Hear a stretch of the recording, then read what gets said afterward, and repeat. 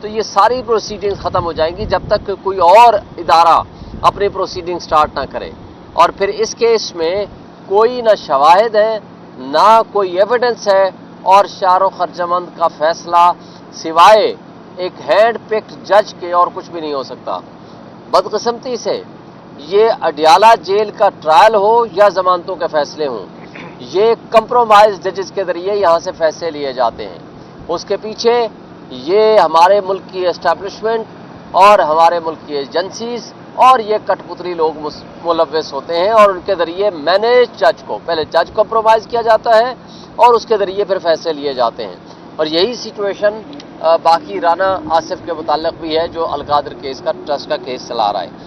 ایک بات آپ کو بتا دوں، یہ اس وقت جو سچویشن ہے یہ اتنی، میں یہ سمجھتا ہوں کہ بدقسمتی ہے کہ ہمارے نظام انصاف پہ اس قدر حملہ ہو رہا ہے کہ کوئی بھی ادارہ اب انڈیپینڈنٹ نہیں رہا.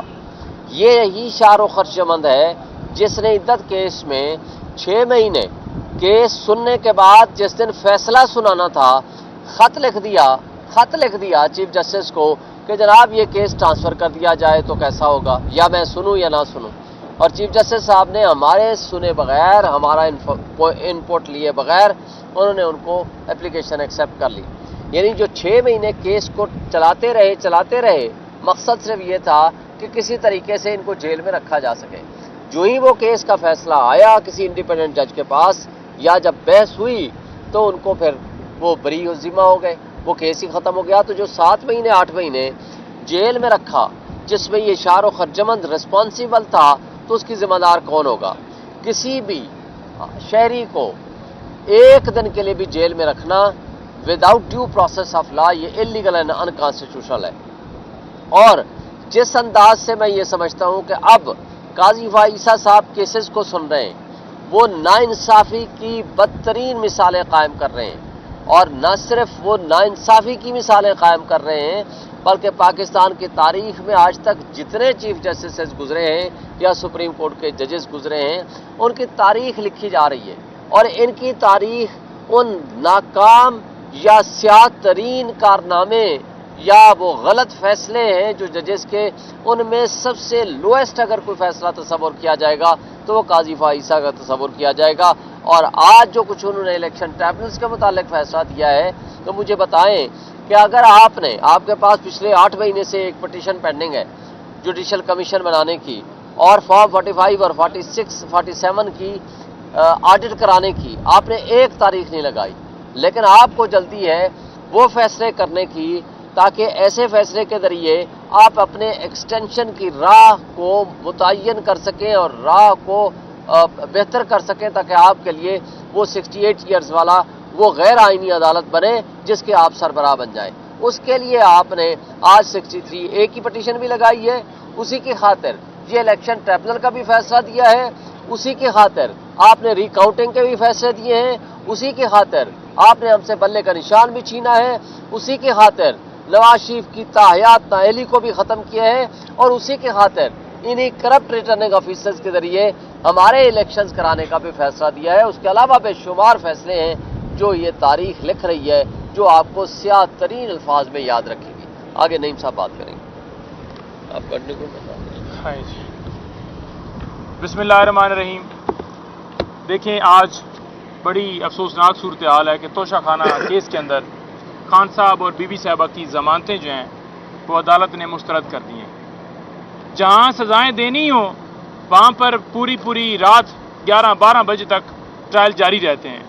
اور اس توشہ خانہ کیس کے اندر ساری دنیا نے دیکھا کہ سرکار جو ہے جان بوجھ کر ڈیلے کر رہی تھی کہ میکسیمم ٹائم گین کیا جائے کہ عین موقع پر ضمانتیں خارج کی جائیں، پھر ادھر سے سپیڈ اس سے ٹرائل کے اندر لگائی جائے، القادر ٹرسٹ کیس کے اندر نئی سزا ہو جائے، تب تک یہ ضمانتیں جو بھی ہم نے ڈیسیجن دینا ہے خارج بھی کرنی ہے، تو پھر اوپر اگر جائیں گے بھی تو مقصد کیا ہے؟ مقصد صرف اور صرف خان صاحب اور بی بی صاحبہ کو اندر رکھنا.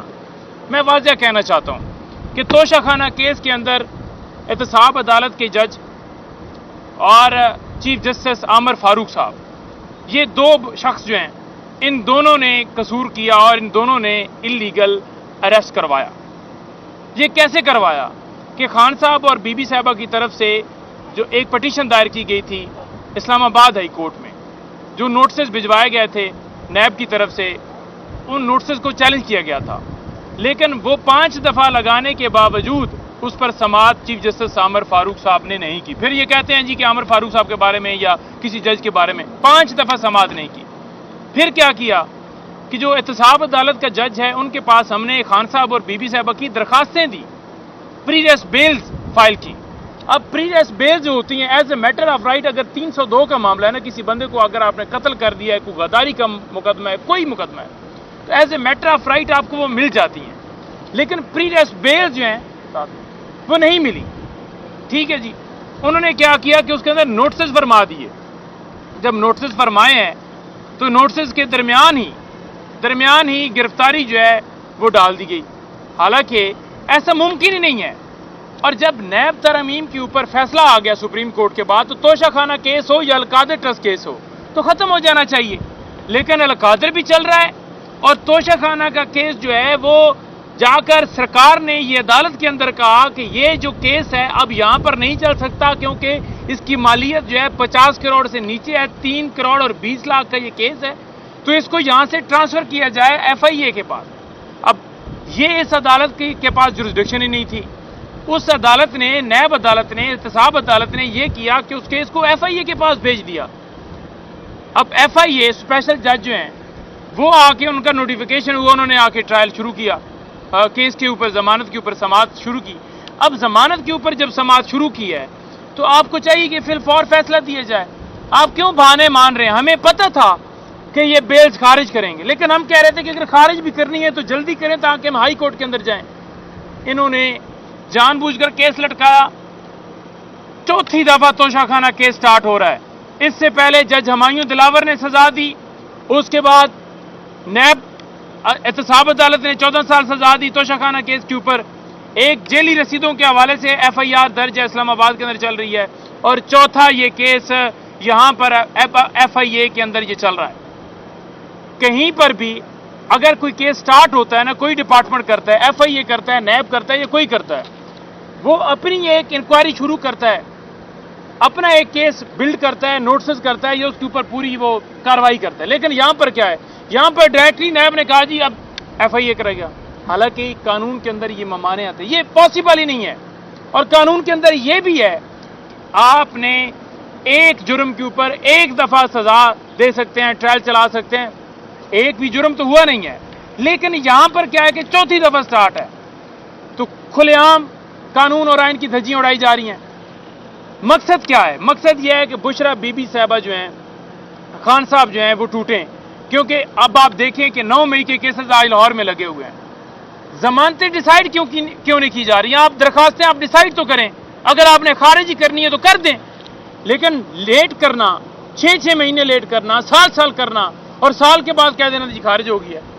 مقصد یہ ہے کہ وہ باہر نہ آئے، اور بی بی صاحبہ کی بیل خارج کرنے کا مقصد یہ ہے کہ ان کو، بی بی صاحبہ کو مینٹلی ٹارچر کیا جائے، خان صاحب کو مینٹلی ٹارچر کیا جائے، کیونکہ پورے انہوں نے ہتھ کنڈے اپنائے، خان صاحب کے اوپر 250 کیسز بنائے، پارٹی کے اوپر کیسز بنائے، پارٹی کے اوپر کریک ڈاؤن کیا، نشان لیا، الیکشن میں ڈاکہ ڈالا، 9 مئی کا ملبہ ہمارے اوپر ڈالا، سارا کچھ کیا۔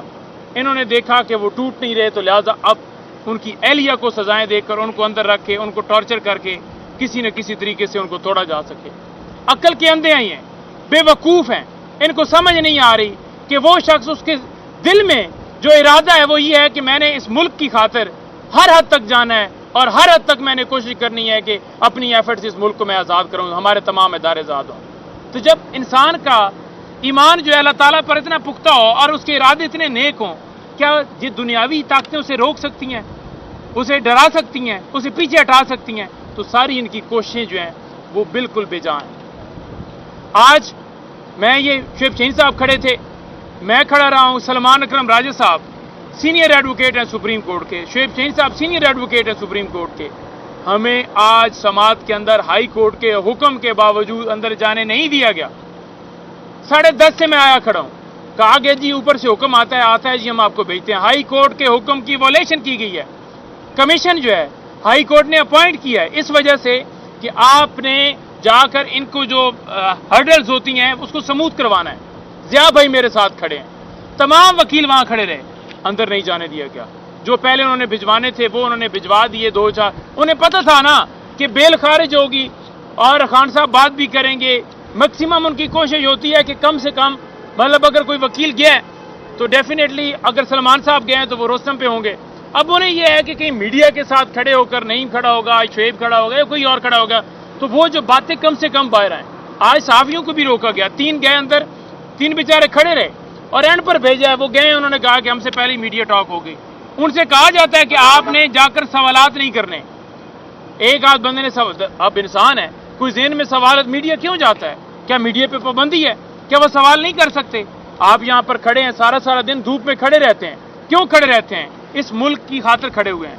आप क्या काम कर रहे हैं? इस मुल्क की खिदमत कर रहे हैं। आप खिदमत ये कर रहे हैं कि कहीं पर नाजायज कोई नाइंसाफी होती है, कहीं पर कोई गलत काम होता है, आप उसकी आवाज़ बने हुए हैं। आप आवाज़ ही रोकना चाहते हैं, आप चाहते हैं कि आवाज़ ही बंद हो। तो आपने जानबूझकर उनको रोका और हम इस चीज़ की मजम्मत करते हैं। और हाई कोर्ट के हुक्म की वायलेशन करना, हाई कोर्ट के सामने वाज़ेह तौर पर इन्होंने टेकिंग दी है कि ये ओपन ट्रायल है, ये फेयर ट्रायल है। किसी सूरत ये ओपन ट्रायल नहीं है। यहाँ पर कोई हमारा वर्कर नहीं जा सकता। यहाँ पर मीडिया के ऊपर सख्तियाँ हैं, यहाँ पर वकला को जाने के ऊपर पाबंदी है। तो हम इन तमाम जो इनका कंडक्ट है उसकी मजम्मत भी करते हैं और हम ये सदा करते हैं आला अदलिया से कि देखेंगे ये क्या हो रहा है। कमीशन को हमने फ़ोन किया लेकिन कमीशन की भी उन्होंने बात नहीं मानी। तो ये सूरत हाल चल रही है। और आखिर में मैं ये कहना चाहूँगा कि ये जो उन्होंने फस्तायत की है, हमारे जो हमने पुरमन वहाँ पर एहतजाज रखा था रावलपिंडी के अंदर, हमारे वर्कर्स के ऊपर गोलियां चलाई गईं, रबड़ की गोलियां और फिर दूसरी गोलियां चलाई गईं। हमारे लोगों को जख्मी किया गया, आंसू गैस चलाई गई। सिर्फ ये नहीं कि कोई नौजवान थे, बल्कि वहाँ पर खवातीन थी, वहाँ खवातीन थी, वहाँ बच्चे थे, वहाँ बुजुर्ग थे। एक बूढ़ी खातून जिसे 70 साल से ज़्यादा उसकी उम्र है, उसके ऊपर दहशतगर्दी का मुकदमा बना दिया है और सैकड़ों हमारे कारकुनान पकड़े गए। 500 से ज़्यादा लोग जो हैं उनके ऊपर जो है वो FIR दे दी है। मामला ये है कि वो आवाज़ उठा रहे हैं कि हमारी अदली आज़ाद हो, वो कह रहे हैं कि मुल्क के अंदर कानून और आइन की बालादस्ती हो। ये मरियम, शहबाज, नवाज, ये वज़ीर दाखिला, ये सारे रियासती मशीनरी इस्तेमाल करते हुए अपने पॉलिटिकल गेन हासिल करें। ये सारे के सारे ये चाह रहे हैं कि कोई बात ना करे, कोई बोले नहीं और उसको जो मशीनरी है उसको अपने पॉलिटिकल मकासद के लिए कि एक पार्टी को क्रैकडाउन, उसके ऊपर क्रैकडाउन किया जाए, एलिमिनेट किया जाए। सिर्फ ये चोर करप्ट जो हैं ये यहाँ पर नजर आए और कोई बंदा नजर ना आए। और ये मैं वाज़ेह करना चाहता हूँ कि ये सिर्फ पाकिस्तान तहरीक इंसाफ के वर्कर्स नहीं है, ये अवाम है, ये पाकिस्तान की अवाम है जो शऊर रखती है। आप जितनी वस्तायत कर लें, जो मर्जी है कर लें, मियाँ वाली, फैसलाबाद, मुल्तान, तीनों जगहों के ऊपर इमरान खान की कॉल है और इमरान खान की कॉल के ऊपर तीनों शहरों के अंदर इंशाअल्लाह ताला आप देखेंगे कि बुध वाले दिन अवाम का समंदर होगा। और 5 को हम लाहौर आ रहे हैं। मरियम, इंतज़ार करना, तैयारियां भी करना, हम भी आ रहे हैं, हमारी भी तैयारियां हैं। इंशाअल्लाह फिर आपके सामने उधर बात होगी। Thank you.